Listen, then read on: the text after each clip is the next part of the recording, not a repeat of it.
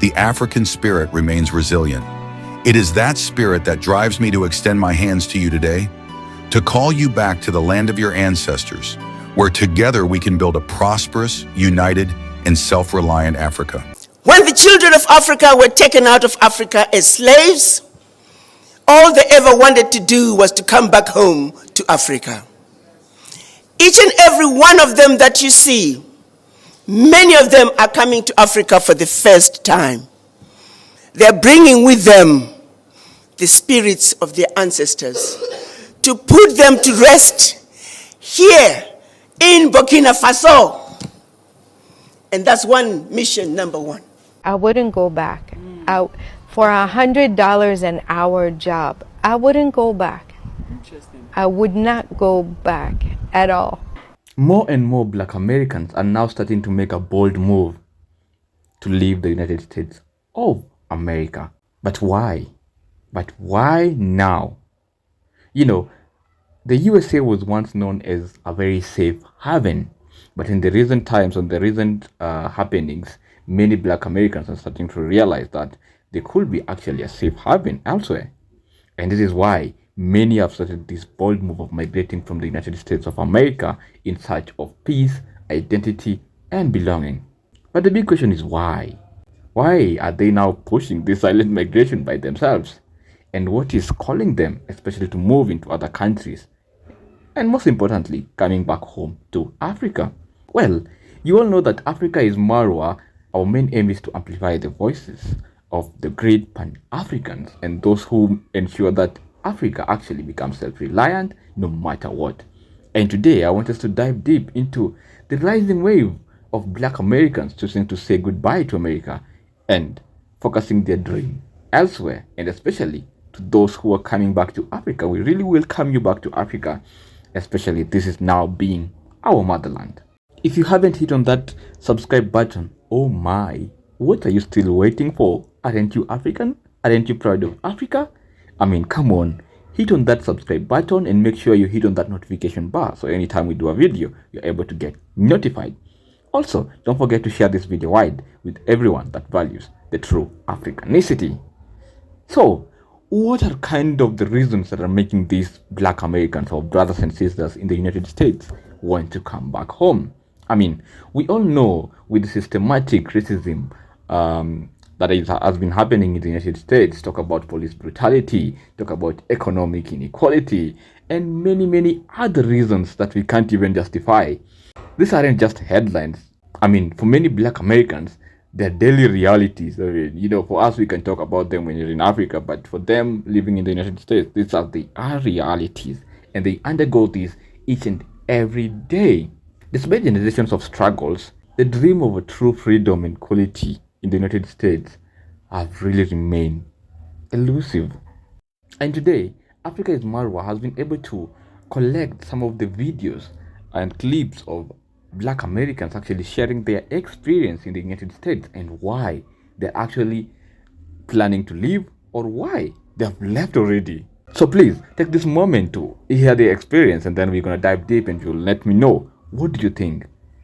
Are the realities actually conforming to what is happening in the United States? Or maybe some of them have missed home and just overreacting to what is happening at the United States. When I first got here, the way that people treated me changed the way I think about life. Like I told y'all before, I have anxiety that's very, very bad. Actually, like I have a crippling anxiety sometimes. So being in a new country, after my dogs just got deported, I'm here with my 2 little kids, and, you know, my partner is back in the States, not able to get here just yet. And I still wanted to explore. I didn't want my fear to keep me in the room because I know that I'll let it happen. And then I'll be depressed that my fear kept me in the room and I let anxiety win. So I said, no, we're not going to do that. I'm going to push through and just go out and see something, even though I'm nervous as hell. And honestly, in a bad situation, you cannot put a price on that. I felt so grateful to just be able to explore freely with somebody that I don't even know that said they're kind of looking out for me. And also, this is the same guy that would go up to every Uber and confirm that the Uber was taking me to the right place and that they had the right passenger and I had the right information for them.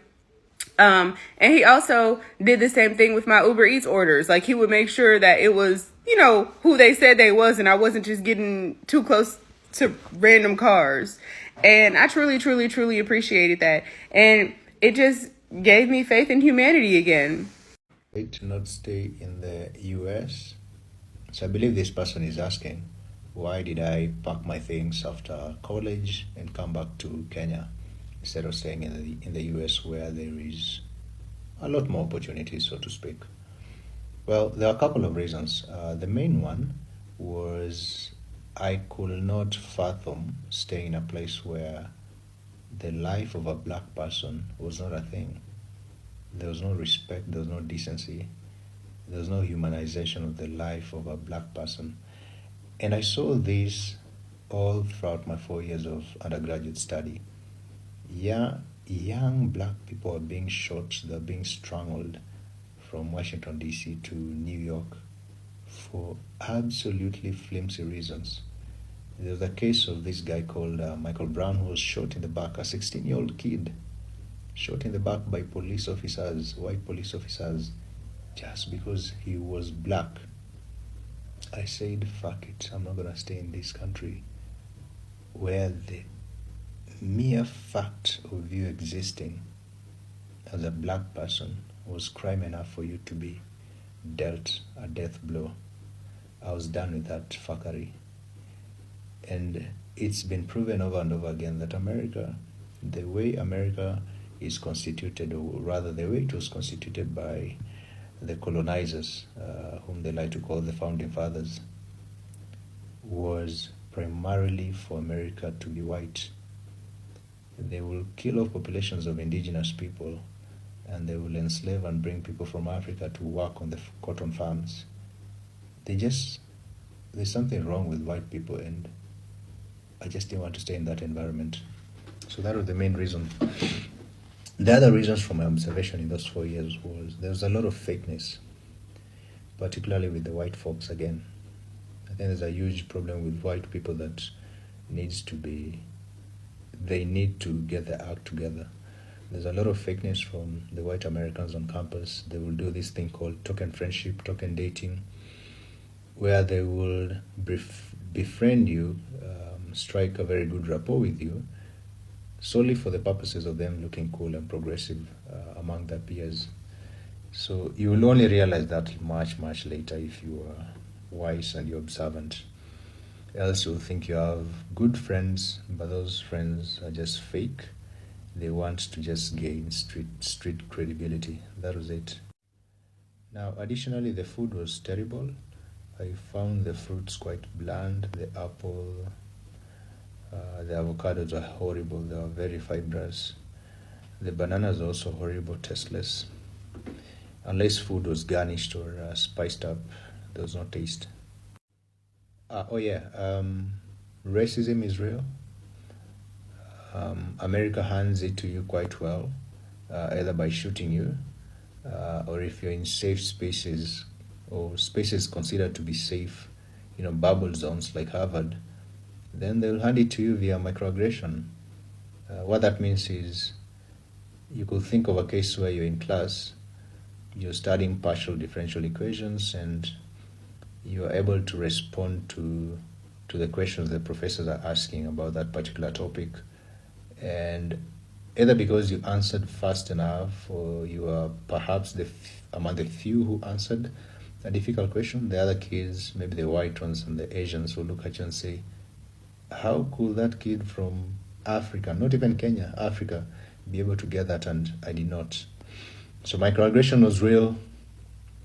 Tokenization of friendship was real. Killing of black people was real.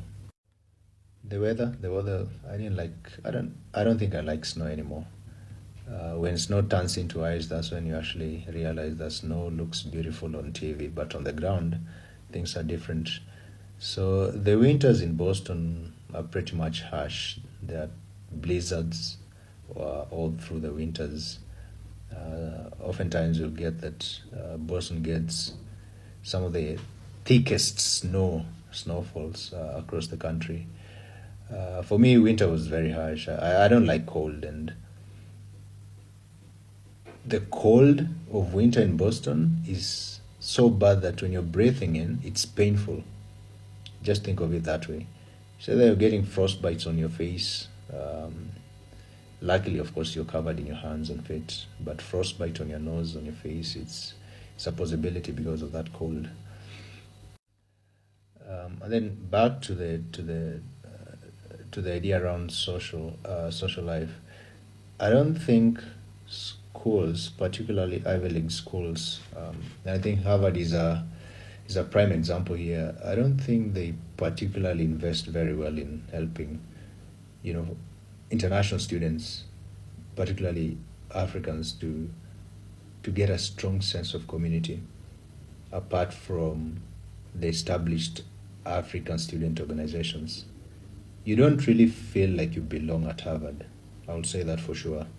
You don't feel like the school, despite having more than $40 billion in endowment, actually cares about you. You feel like you're in this conveyor belt, you're in this flywheel that keeps churning out graduates to go work in Wall Street, in big tech, and other places, and then they'll get the credit for creating the next big thing, the next big leaders like Obama or Bill Gates, and etc. etc. So I would say, all in all, Harvard for me was this huge cranking machine for intellect that was soulless. So that was my 4 years, I would say, in a nutshell. Extremely competitive environment, loved it in terms of that. But on the human side, there is no humanity on that campus. So if you're looking to go into Harvard, you have to be ready for that. America, let's get back to America. On the flip side, on the pros, if you are a hard worker and you're smart and intelligent, tons of opportunities. You can go work in Goldman Sachs and $30,000 during the summer as a student. That's about 3 million Kenya shillings. Working an internship, and go work with McKinsey and Company, the topmost management consulting company in the world. So you can get rich quite fast if you're smart and you're hardworking. So that's America for you. But on the other side, you have to deal with the fact that it's a soulless nation, particularly for black people. Real talk. Real talk. So, if you're there fasting and praying to come to America, I think I would say you scroll, because this video is not for you. But I think I would say stay and listen, so that when you're praying, you also know. It's good to pray with understanding, right? And the people who are like, oh, you should stop discouraging people and stuff like that, please, it's not today. Don't start today. Don't start with me. I need to rant. So, it's officially one year in America. I actually came here February 2024. Yeah, so I'm officially 1 year. And I don't want to cry.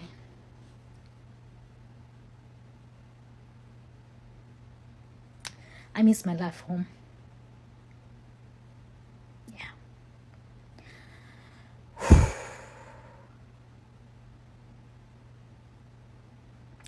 If I was given the opportunity right now, I'll pick my life back home without thinking twice.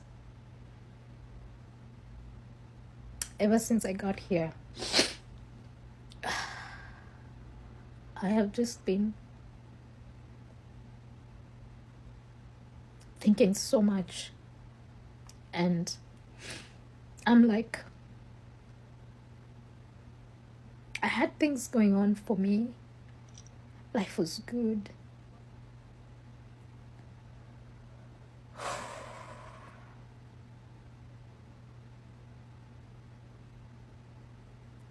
I kept thinking about, I've been thinking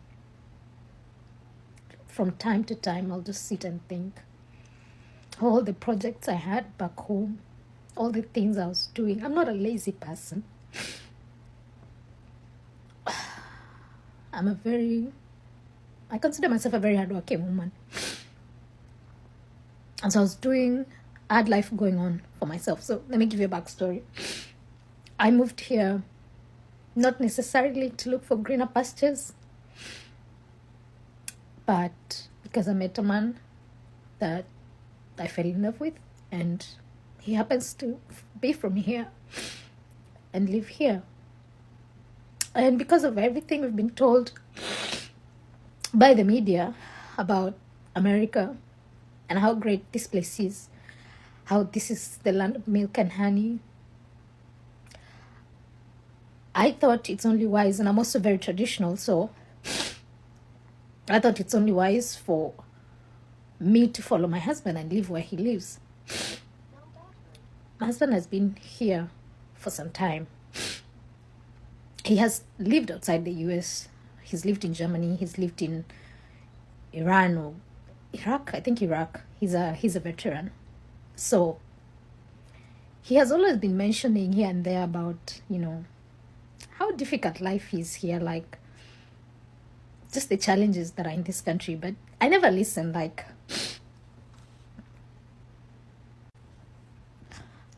used to listen to him with this ear and it will leave with the other ear. You know how Africans we are, like, based on what we've been told, America is all this. So I was like, this man doesn't want me to enjoy the American dream. But he has time without number expressed his dissatisfaction about this place. Heck, he doesn't even want to retire in this country. And if he was given the opportunity as well, like right now, he would also choose to leave.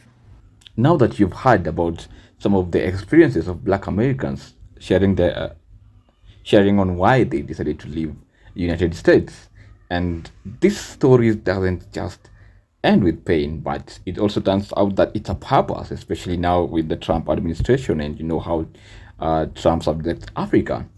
It's a purpose that Africans need to take, those who are living abroad, to start thinking of how can they come back home, and they can choose on different countries, from those who are seeking residence in Ghana to Tanzania to Rwanda to South Africa. It actually symbolizes that there is a new chapter that is being written, especially for the Black Americans who now want to reconnect with their roots, with their culture, with their community, and they are rediscovering their sense of pride and peace, so that they can say, we will never look back again, but we are going back to our roots. Anyways, welcome back to all those moving out of the United States back to Africa. We welcome you very much, and we really appreciate your efforts in trying to make sure that Africa understands this conversation. Your return to Africa is not just a physical, it's actually spiritual, and it's political, and it's powerful. It's taking you back to your roots. So I want to ask every African, their migration, is this the beginning of a great return? Or is it simply a reminder that home is the best place and where you are mostly valued? I mean, if you're part of this diaspora, what does Africa mean to you? Drop your thoughts in the comment section and tell us about how you feel on the return to Africa. Anyway guys, that brings us to the end of this powerful video. If you found this video insightful, don't forget to like, share and subscribe, because at Africa is Marwa, we will continue sharing the true Pan-African voices that always ensure that they keep Africa at the center stage. Let us all continue to tell our stories, share our realities, and reclaim our futures. Until next time, I'm hoping that I will see you in our next video. Goodbye for now. Stay blessed. Stay African, because Africa is truly ours. I'm a great believer in unity. I believe in the old adage, unity is strength. This is truly, it is strength. And the human race would be much stronger if we were united. We would get rid of a lot of problems in the world if we could be united. And therefore, the human race must move towards unity. And continents like mine, a country like Tanzania must move towards greater unity, continents must move towards greater unity, and the human race must move towards unity. It's African Union now. There is no time to waste. We must unite or we perish.